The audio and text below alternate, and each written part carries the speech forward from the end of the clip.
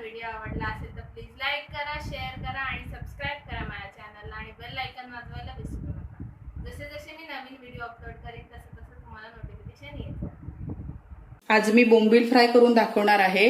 तर त्यासाठी मी काय साहित्य घेतले ते बघूया. इथे मी बोंबील स्वच्छ साफ करून घेतलेत, स्वच्छ धुवून पण घेतलेत. त्याच्यानंतर त्यांना मी हळद आणि मीठ 5 मिनिटांसाठी लावून ठेवलं होतं.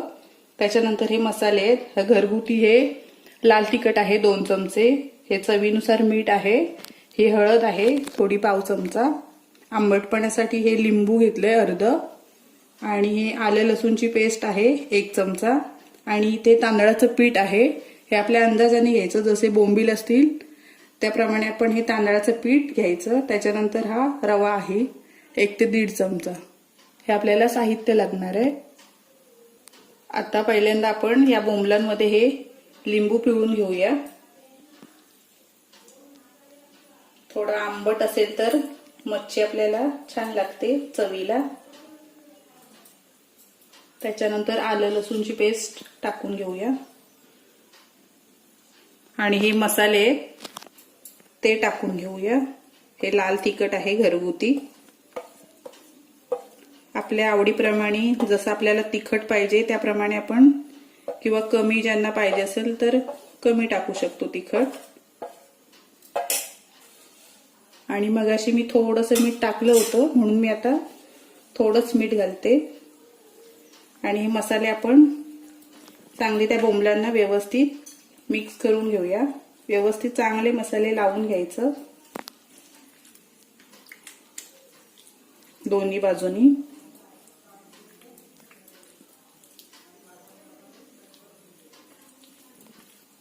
आता या बोंबलांना मी सर्व मसाले लावून ठेवले आहेत. ते आता आपण 15 मिनिटांसाठी मॅरिनेट करण्यासाठी आपण ठेवणार आहोत बाजूला करून. आता 15 मिनिटं झालेली आहेत. तर आता आपण हे तांदळाचं पीठ आणि रवा मिक्स करून घेऊया.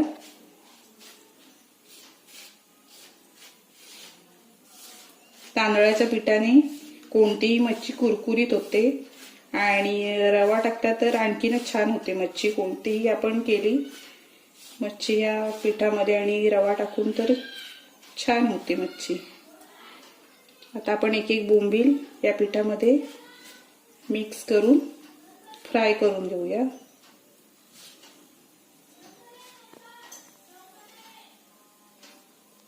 इथे मी तवा घेतलेला आहे, त्याच्यामध्ये तेल ओतलंय.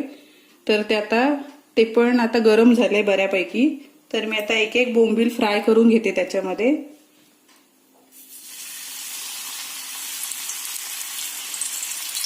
मीडियम गॅसवरतीच आपल्याला बोंबील फ्राय करून घ्यायचे.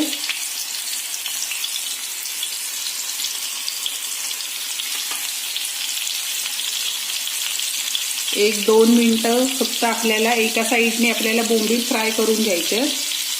त्याच्यानंतर दुसऱ्या बाजूने बोंबील फ्राय करायचे. आता बोंबील आपले एका साईडने 2 ते 3 मिनिटं मी फ्राय करून घेतले. तर आता दुसरी बाजू पण आपण त्याची फ्राय करून घेऊया.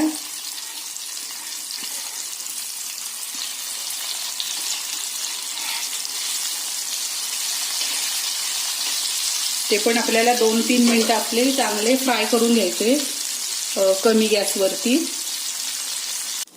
बोंबील फ्राय करून आता आपले झाले. तर ते आता मी एका डिश मध्ये काढून घेते.